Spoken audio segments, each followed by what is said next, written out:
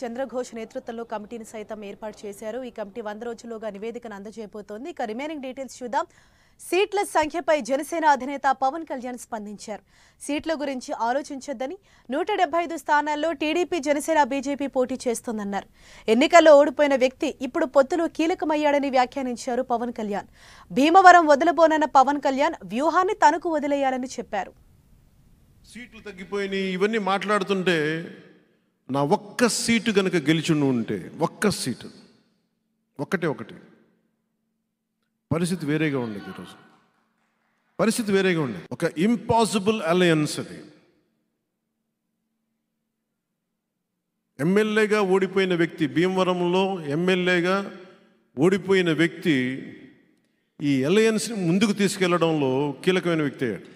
నేను తీసుకున్నది తక్కువ ఎక్కువ ఇవన్నీ మర్చిపోండి. 175 సీట్లు 175 సీట్లు జనసేన పోటీ చేస్తుంది.